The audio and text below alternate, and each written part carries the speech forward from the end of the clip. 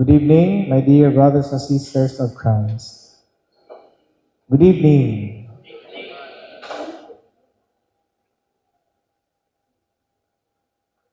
Hope beyond hardship.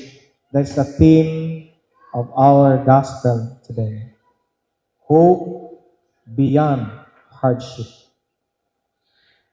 In this gospel, Jesus is transfigured on the mountain before Peter, James, and John.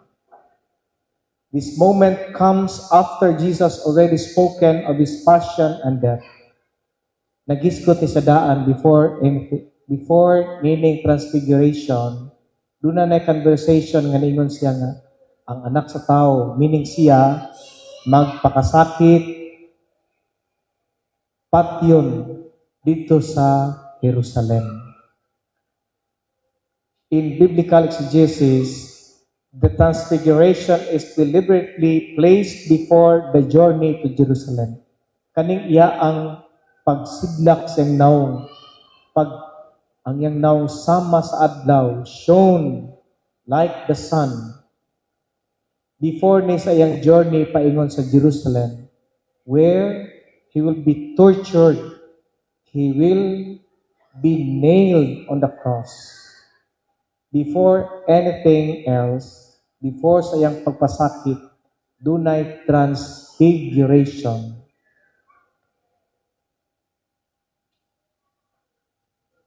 The transfiguration is deliberately placed before the journey to Jerusalem. It is a revelation of future glory meant to strengthen hope in the face of the coming suffering.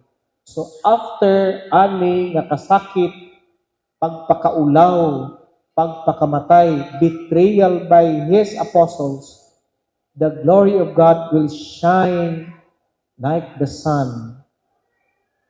Ang gitawag og glorified body, the resurrection of Christ after his death. Siguro pa kay naklaro atong dagan sa istorya karon.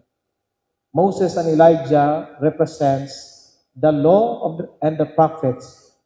They confirm that the cross is not a failure but God's plan fulfilled.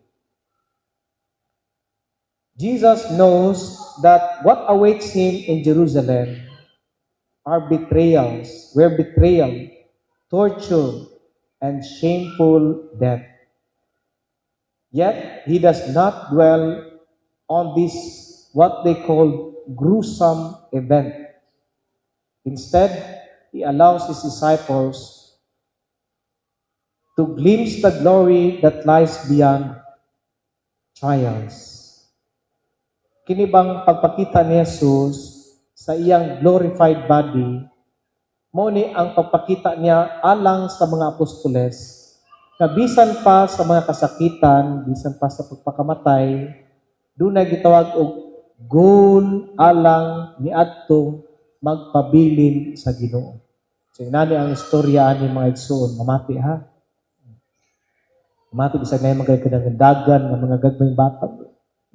Mamati yun. So inani ang istorya ani mga igsoon. Kita, mga buhi, ang imong lawas, kanitong lawas, ini kamatay ani, banhawon man ni sa Ginoo. Ini mabanhaw na ang atong lawas, tawag na siya og resurrected body. Unsay tawag? Resurrected body. Unsa gani tawag? Resurrected body. Manindot kani resurrected body. Kaya ang resurrected body mo na ang lawas na dili na magsakit. Kanay mga arthritis ron, wala na inibanhawon ka sa Ginoo. Kanang mga uban nimo, wala na. Kanay mong pangag, tubuan na. Kanay mong mga kunot, may mga naan, sige, mga foundation para mawala. Wala, sinaw na. You are going to have a perfect body. Dili na uhawon. Dili na gani ka mahimong basta perfect body. Kanang mga pungkol, matubuan na. No? Katong mga, basta. Ang pinaka-perfect ni mong lawas, kaya mo tiyan, nga lisod na kay pagamyon. Pag resurrected body, perfect na gina. Mananay abs, dili. Nindot, dili. Ang tanan banhawon, may teaching ha. Ang tanan banhawon. Madaotan man kag sa dili banhawon. Makriminal man kag mabutan ka. Doon na ba kay gitawag nga heinous crime nga nahimo? Banhawon kag apil. Ang tanan yun banhawon. Apan ang diferensya, doon na gitawag og judgment.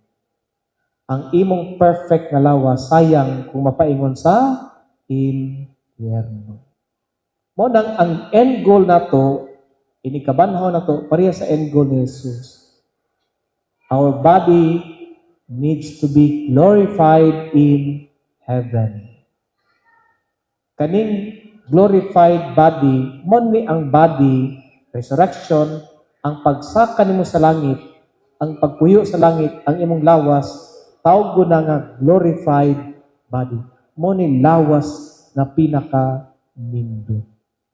And this is a glimpse. This gospel is a glimpse, pasilip sa mga apostoles unsa ang langit. Mano ningon si Peter nga, Lord, it is good that we are here. If you wish, I will make 3 tents. Dito na ganahan si Pedro mo puyo. Wala na siya ganaon na siyang pamilya, mga anak. That very moment, si Pedro gusto na nga dito mo puyo. That is a glimpse of heaven. Kung makita nimo ang langit, di na gyud ka maguna-una pa og lain.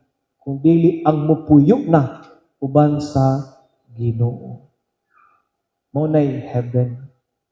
Glorified body with Christ. Amen? Unya kaning glorified body mga igsoon, wala ni shortcut. Wala ni shortcut. Mao na nga, this is our blueprint. Jesus Christ. There will be lots of worries, darkness in your life, evil in your life that will come, and disturbances in your life. Ningon si Saint Padre Pio, pray, hope, and don't worry. Worry is useless. God is merciful and will hear your prayer. Bisan gani si Saint Padre Pio, niingon siya nga, don't worry. Sa ato pa, naagyoy kabalaka, even if you're going to pray and go to the church every Sunday, there will be worries in your life. Saint John of the Cross once said, in the midst of darkness, God is preparing something greater for you. Again, bisan si Saint John of the Cross telling us that even if God has a plan for us, there will be darkness in your life. Saint Augustine of Hippo, God never permits evil that He does not draw good from you. So naagya po yung mga dautan, evil. So niyo tanawan niyo, i-check niyo kaugalingon karon ba. Naman mo yung mga sala-sala sa itong kinabuhi. I hope that God can still draw good things, good deeds from you. Mayroon kang bakira man ko, but I have good things, good deeds, that God can draw goodness in me. Kaya pa na akong share, kaya pa na akong musulti o maayo sa akong isikataw.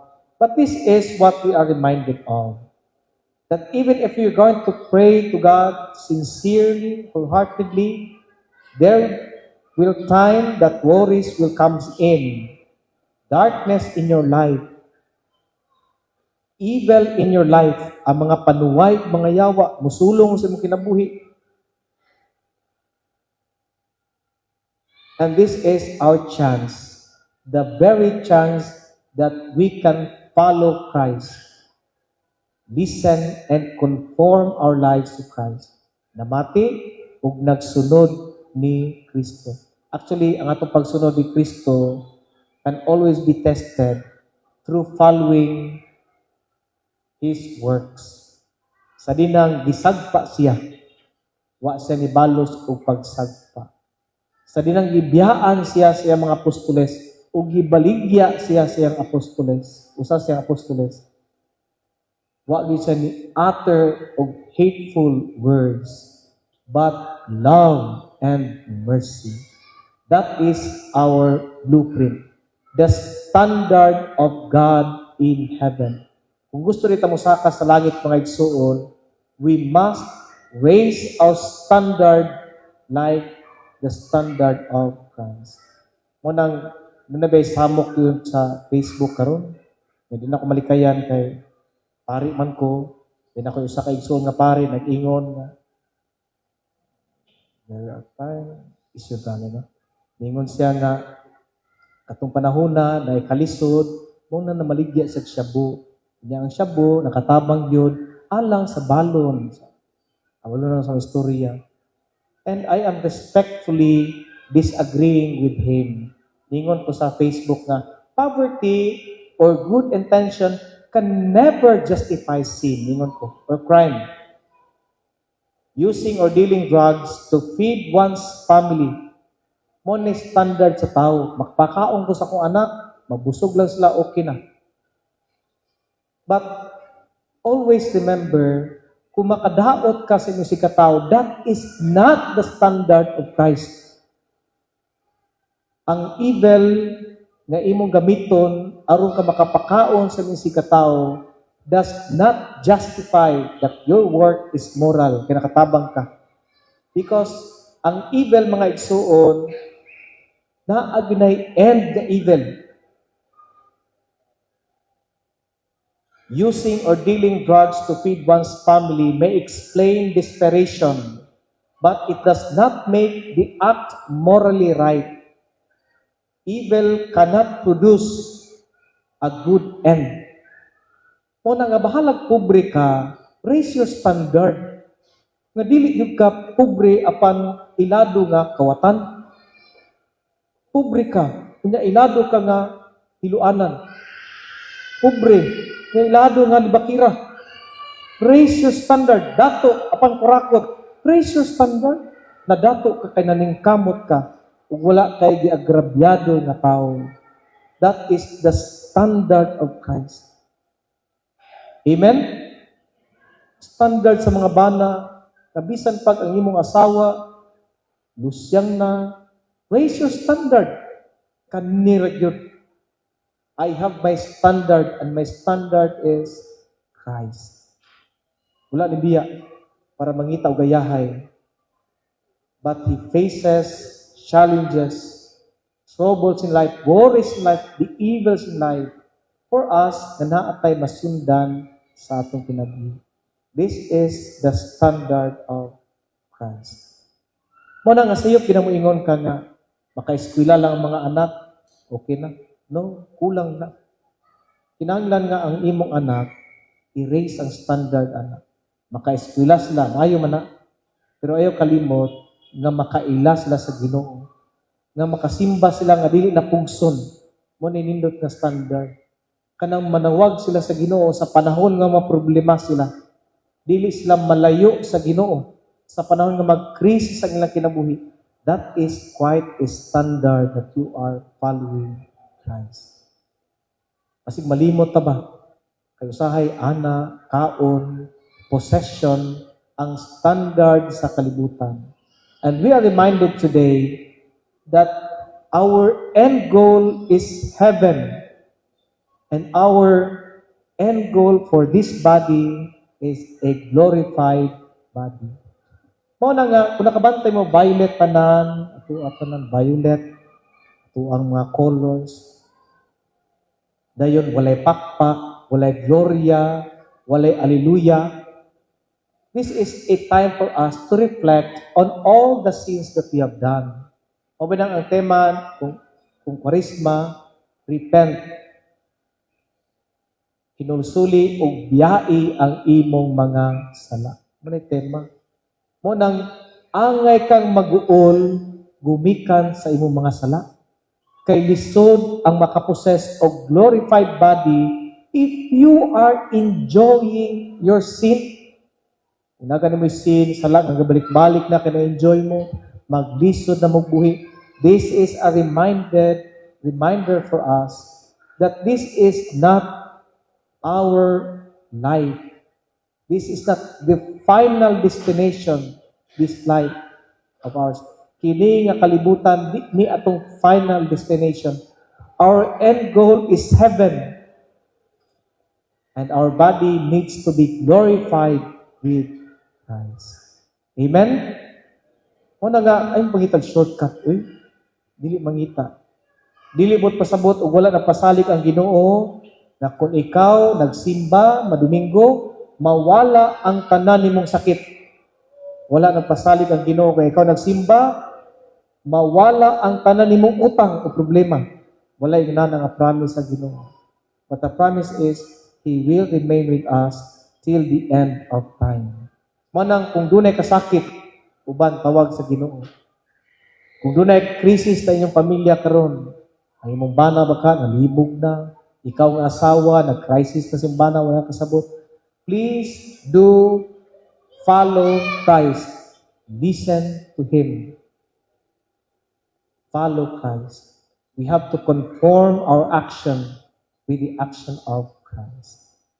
Kung di ni paghiya mga igsoon, we are going to possess a glorified body with a glorified end in this worldly life.